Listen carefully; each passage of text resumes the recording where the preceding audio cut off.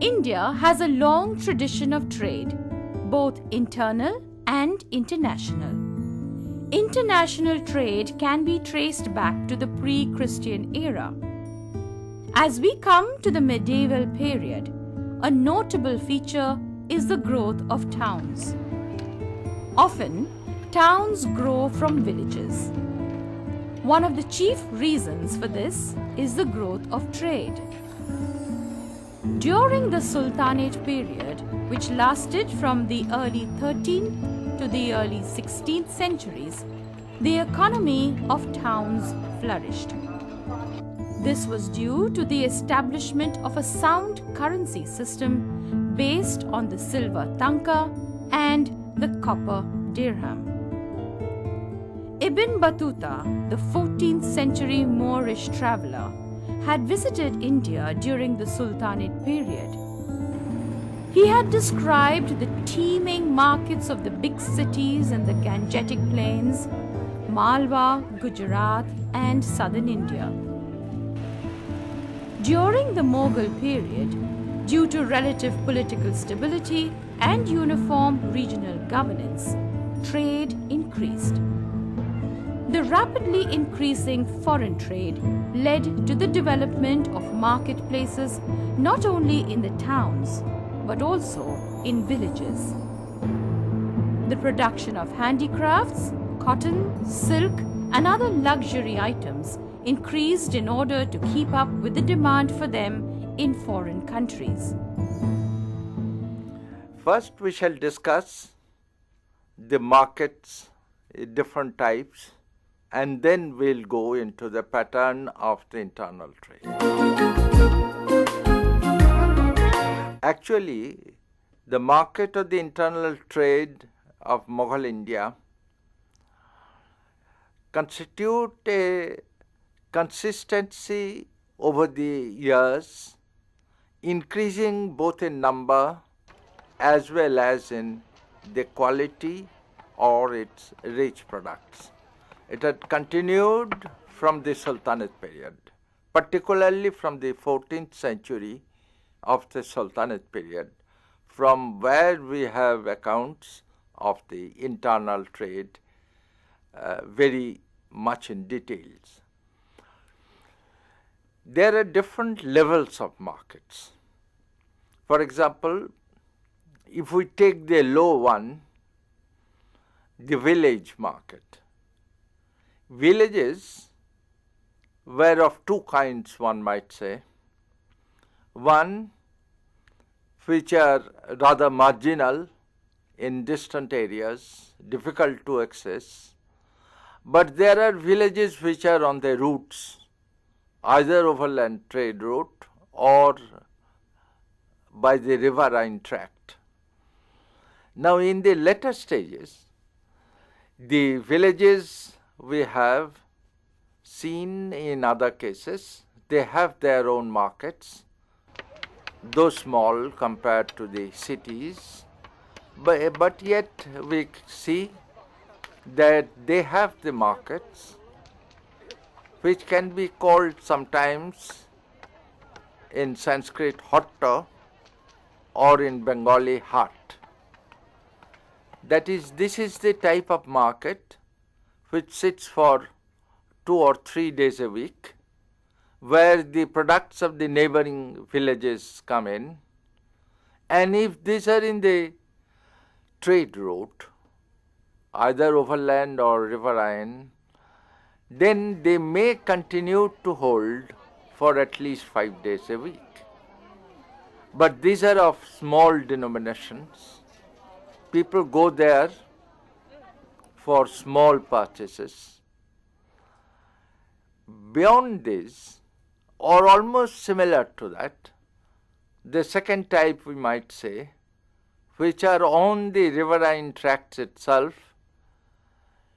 depending on the type of crafts which are going. For example, we have the description of the mid-14th century Moroccan traveller Ibn Battuta, who was coming from Sylhet to Sonargaon in Bengal by the river Brahmaputra in a boat, and he said that there were so many markets on both sides of the river that I feel that I am going through the markets only. In the mid-16th century, we have the account of the traveler Cesar Frederici, who was coming to Sadgaon from the mouth of the sea. And there he found on the way of the Bhagirathi the markets on both sides of the river. But these markets, it appears, were not very consistent or uniform. They come at a particular season with particular products. So these are the two low-level types, we might say, of the markets.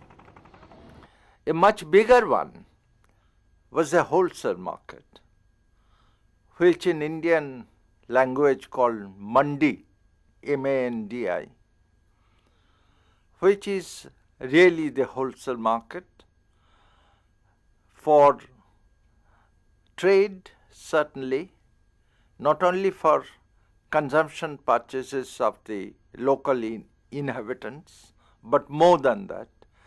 Most urban markets not only catered to the needs of the local consumers, wholesale and retail, but were also storing centers or entrepots from which dealers from other centers could get their supplies. Now these mandis, which has been found almost in every pargana, at least one, in the Mughal Empire, these mandis, they are also there in the suburbs of the big cities. And the big cities were supplied generally by the mandis. We have many examples, some of which have continued even today.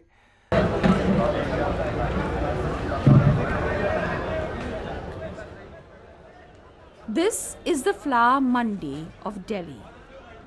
Every day, beginning around 4 in the morning, traders gather here with flowers. Flowers come here straight from the growers as well as from traders. Both wholesale and retail trade takes place here. By about 9:30 a.m., this place will be cleared. Now there are others examples. The growth of Patna, for example, after 1670, was partly due to the suburbs, which later became modern Patna.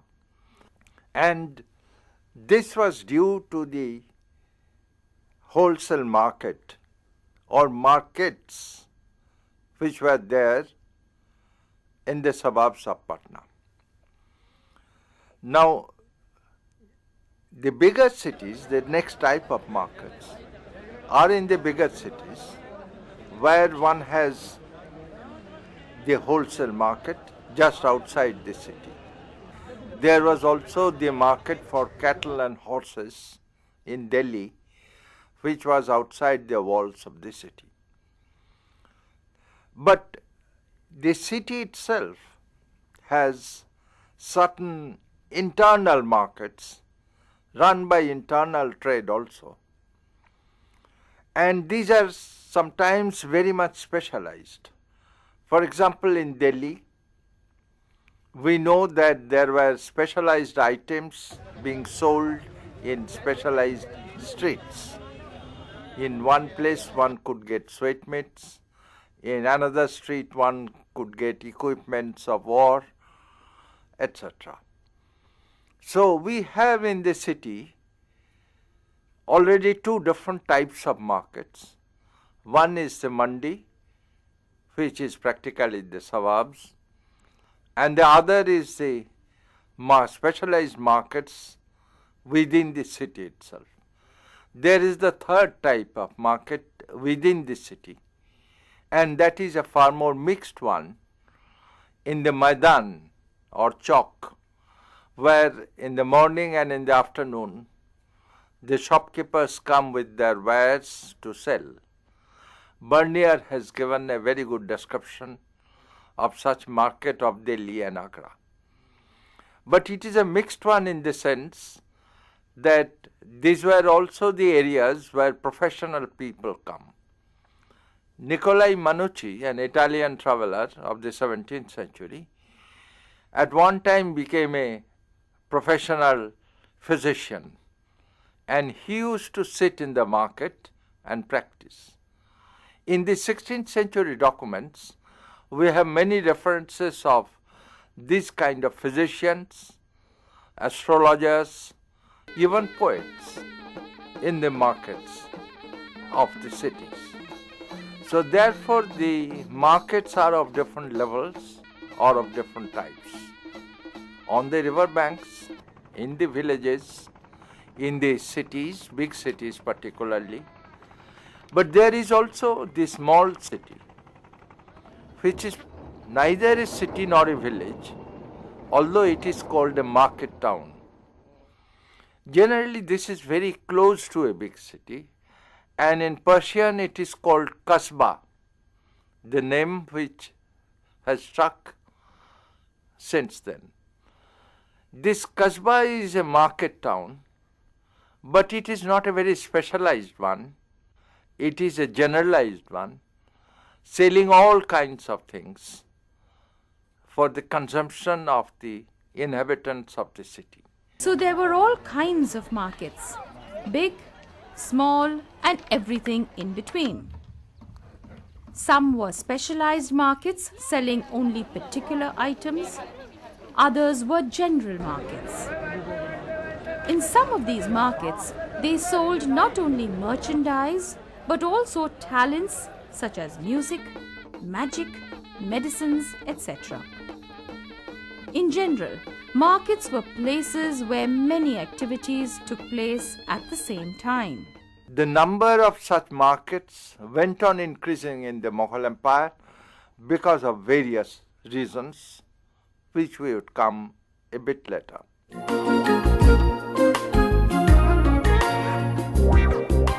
These markets are served by internal trade. This internal trade could be of two types depending on the route. One is the riverine traffic, which is the generally used, and the other is the overland traffic, which is also there. Now, the riverine traffic is less costly, has less risk, but the overland traffic is far more expensive and it has risk.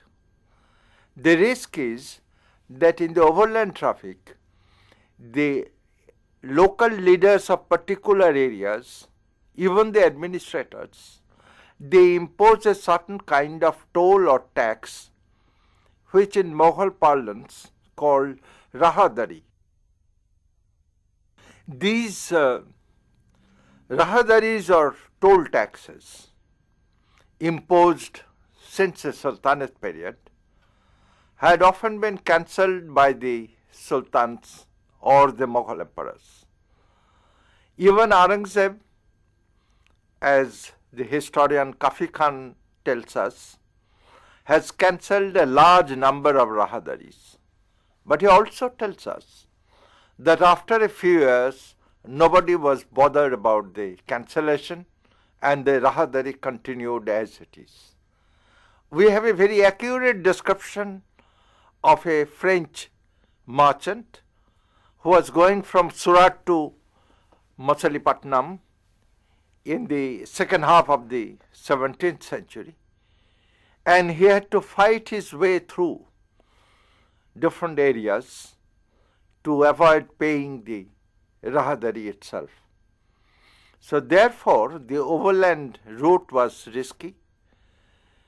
The riverine traffic was preferred, as late 16th century traveller Ralph Fichte stated that he saw huge convoy of boats coming from Agra to Patna. He was obviously in one of those boats.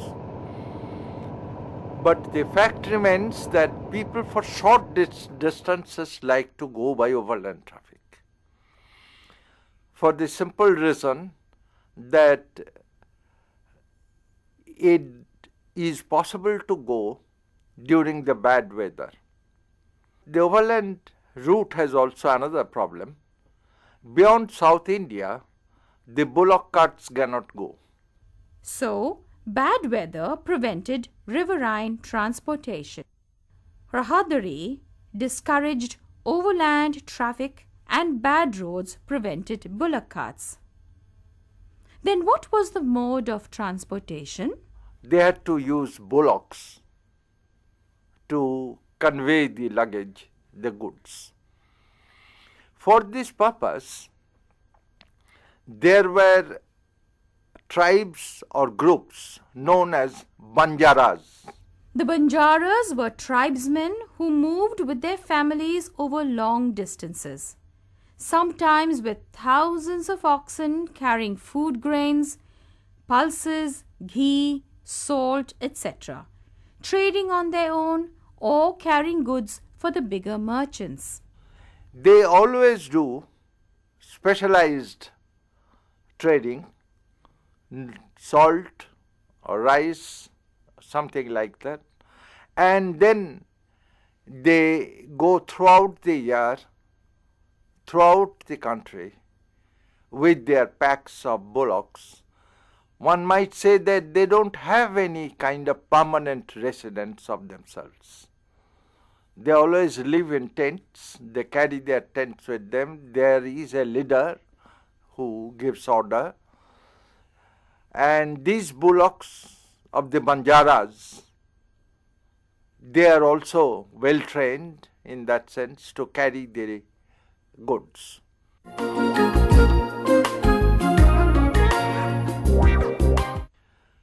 Some of the cities, because of the wholesale market and because of the villages attached to themselves, become famous for certain kind of products. Abul Fazal, in his Ain-i-Akbari, has given the list of the villages or land attached to a particular city. Almost all the cities have their lands. And the products of these villages or the land come to the city itself. And thus the city becomes a little bit of a parasite, as Irfan Habib says. It becomes a parasite because it takes the revenue from the village, then they take the product of the village with some kind of a tax. We know this kind of tax, the details of the tax, from a 18th century document of Cambay, where the details of the entry tax, the toll tax had been given. In this we see that mostly the provisions are coming apart from cotton, and in the provisions the melted butter predominates.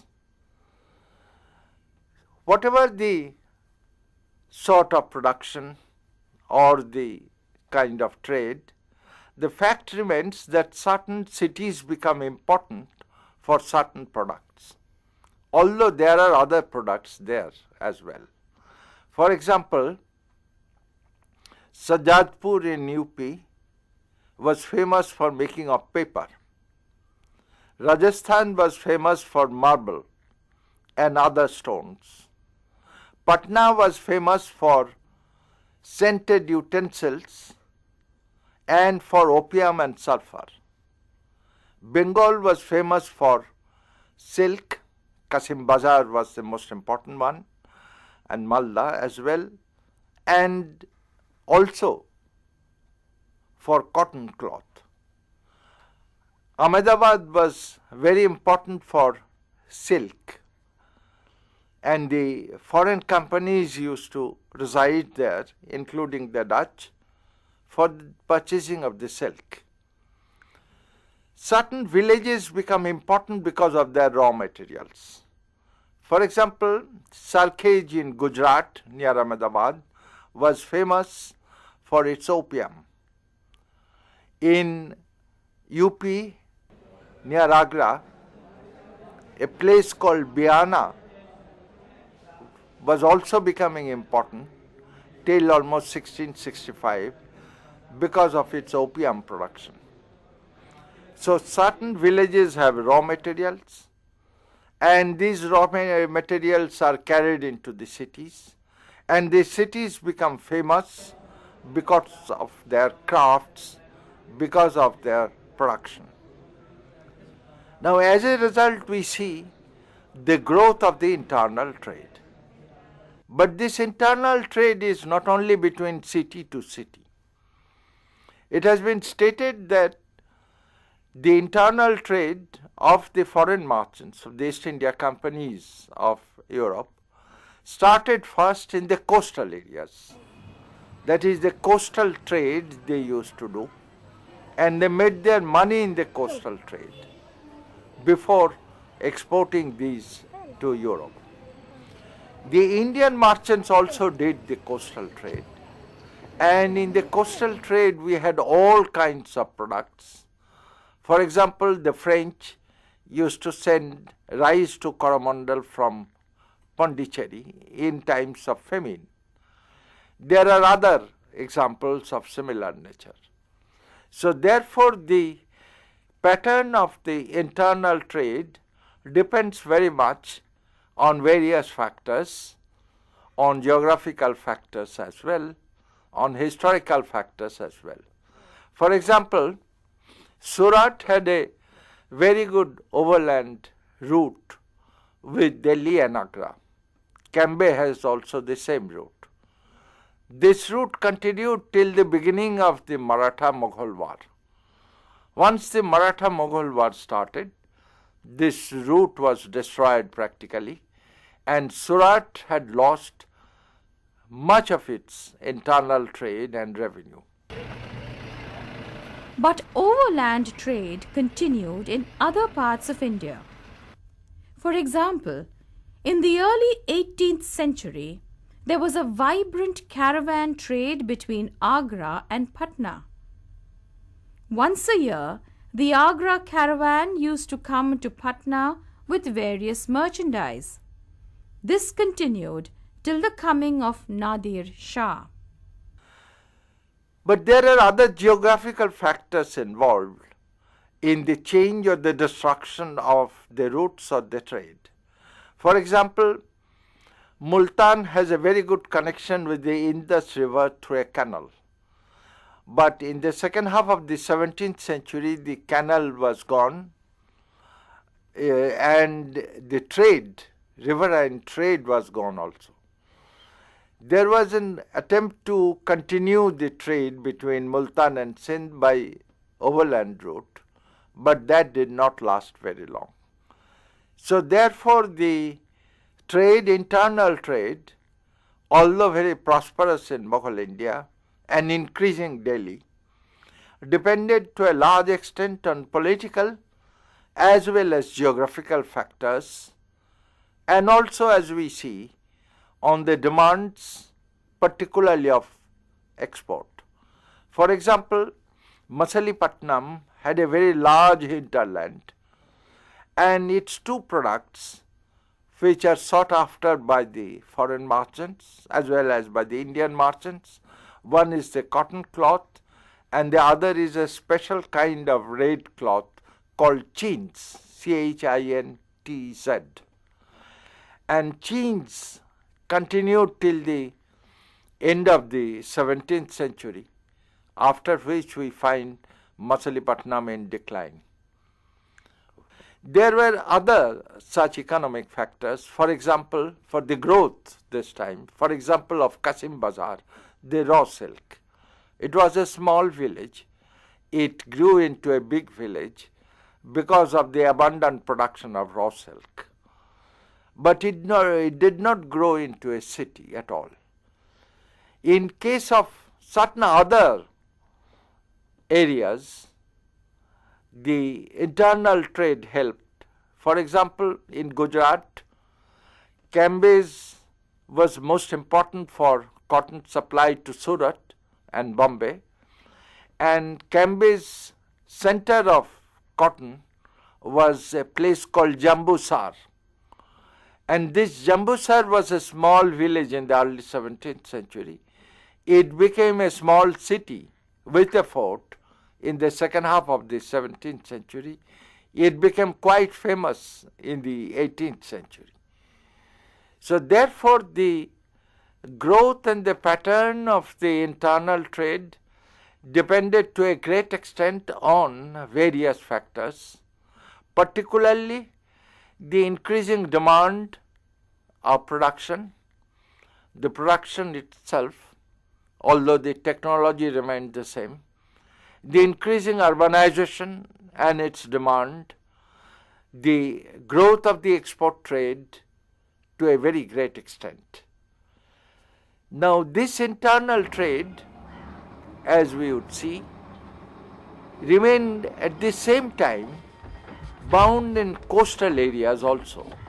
For example, Bengal, Gujarat continued both as an internal trade and as an overseas trade, in the sense that from both Bengal and from Gujarat there was overseas trade itself.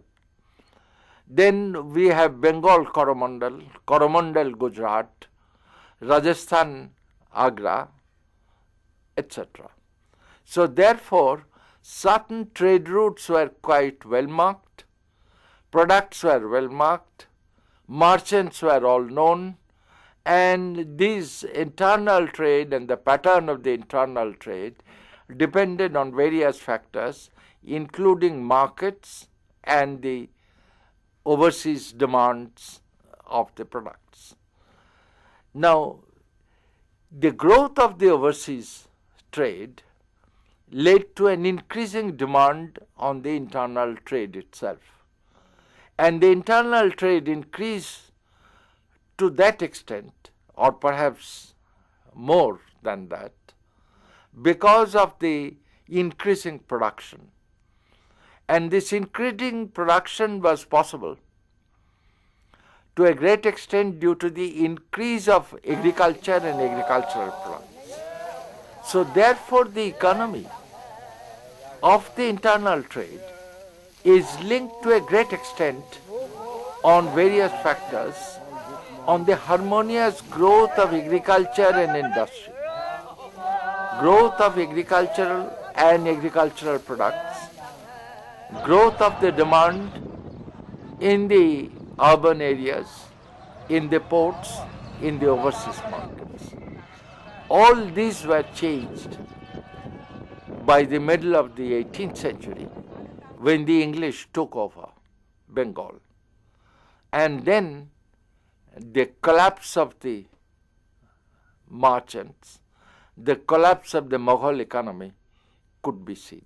In conclusion, one can say that there were several types of markets and very brisk trade going on in the whole of the Mughal Empire. As Satish Chandra says, supply of food grains to the towns was an important feature of interlocal trade. Apart from foodstuffs, the villagers also supplied raw materials such as cotton, indigo, etc. for many urban manufacturers. Sometimes caravans of 30,000 bullocks moved under state protection for the supply of food grain to the army. Thus, there was a complex network between the towns and between the towns and townships.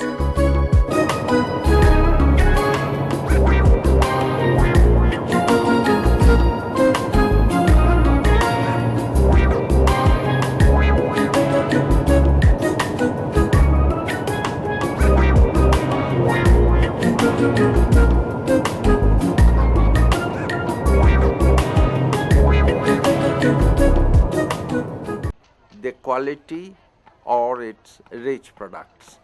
It had continued from the Sultanate period, particularly from the 14th century of the Sultanate period, from where we have accounts of the internal trade very much in details. there are different levels of markets. For example, if we take the low one, the village market. Sultanate period, which lasted from the early 13th to the early 16th centuries, the economy of towns flourished. This was due to the establishment of a sound currency system based on the silver tanka and the copper dirham. Ibn Battuta, the 14th century Moorish traveller, had visited India during the Sultanate period. He had described the teeming markets of the big cities and the gangetic demand for them in foreign countries.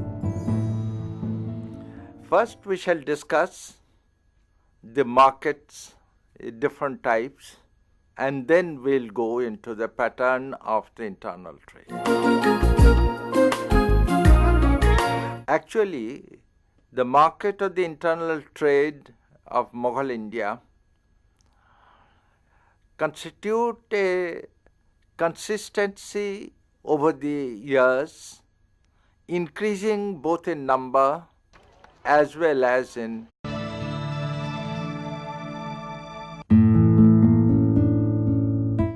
India has a long tradition of trade, both internal and international. International trade can be traced back to the pre-Christian era. As we come to the medieval period, a notable feature is the growth of towns. Often, towns grow from villages. One of the chief reasons for this is the growth of trade. During the plains, Malwa, Gujarat, and southern India. During the Mughal period, due to relative political stability and uniform regional governance, trade increased. The rapidly increasing foreign trade led to the development of marketplaces not only in the towns but also in villages. The production of handicrafts, cotton, silk, and other luxury items increased in order to keep up with the